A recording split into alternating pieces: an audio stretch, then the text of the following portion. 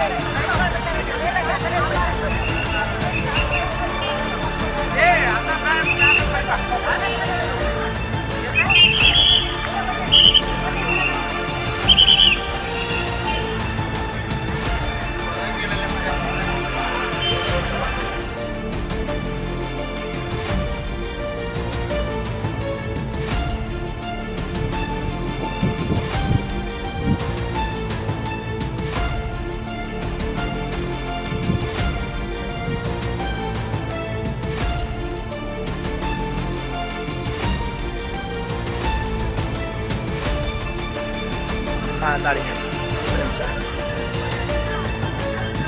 ಹಾಂ ಹೇಳಿ ಸರ್ ಹೇಳಿ ಹೇಳಿ. ನಾವು ಜೋಗ ಜಲಪಾತ ನೋಡ್ಲಿಕ್ಕೆ ಬಂದಿದ್ದೀವಿ. ಸಾಕಷ್ಟು ಪ್ರವಾಸಿಗರು ಬಂದಿದ್ದಾರೆ. ನಾವು ಧಾರವಾಡ ಜಿಲ್ಲೆಯಿಂದ ಬಂದೇವೆ. ಸುಮಾರು 30 ಜನ. ಬಹಳಷ್ಟು ಒಂದೇ ಇರುವುದರಿಂದ ಬಹಳಷ್ಟು ಪ್ರವಾಸಿಗರು ಬಂದ್ದಾರೆ. ಕಿಲೋಮೀಟರ್ ಗಂಟೆ ವೆಹಿಕಲ್ ನಿಂತಿದ್ದಾವೆ. ಜಗತ್ಪ್ರಸಿದ್ಧವಾದಂಥ ನಮ್ಮ ಜೋಗ ಜಲಪಾತದಲ್ಲಿ ಆ ಕಡೆ ನೋಡಿದ್ರೆ ಯಾವ ರೀತಿ ಕಾಣ್ತಾ ಇದೆ ಅಂದರೆ ಬಹಳ ಚೆನ್ನಾಗಿ ನೀರು ಬರ್ತಾ ಇದೆ. ಇನ್ನೂ ಮಳೆ ಆಗಬೇಕು. ಇನ್ನೂ ಇಷ್ಟಿದೆ ಇನ್ನು ಮಳೆ ಆದ ಬಹಳ ರಮ್ಯವಾಗಿ ಕಾಣ್ತದೆ. ವಾಹನಗಳು ಬಂದಾಗ ನೋಡಲು ಸೌಂದರ್ಯವೇ ಬೈರದ ಅಷ್ಟೊಂದು ಸೌಂದರ್ಯವಾಗಿರ್ತದೆ. ಬಹಳ ಚೆನ್ನಾಗಿದೆ. ಇವತ್ತು ಮಳೆ ಇಲ್ಲದೇ ಇರುವುದರಿಂದ ಕ್ಲೈಮೇಟು ಭಾಳ ಕೂಲಾಗಿದೆ. ಬಹಳ ಚೆನ್ನಾಗಿ ಕಾಣ್ತಾ ಇದೆ. ನೋಡೋರಿಗೆ ಅಲ್ಲಿ ಒಂಥರ ಹಬ್ಬ ಇದ್ದಂಗಾಗಿದೆ. ಅವತ್ತು ಸಂಡೇ ಇರೋದ್ರಿಂದ ಬಹಳಷ್ಟು ಜನ ಬಂದಿದ್ದಾರೆ. ಎನಿಯೋ ಇವತ್ತು ನಮ್ಮ ಟ್ರಿಪ್ ಭಾಳ ವಂಡರ್ಫುಲ್ ಆಯಿತು. ಎನಿಯೋ ಥ್ಯಾಂಕ್ ಯು ವೆರಿ ಮಚ್.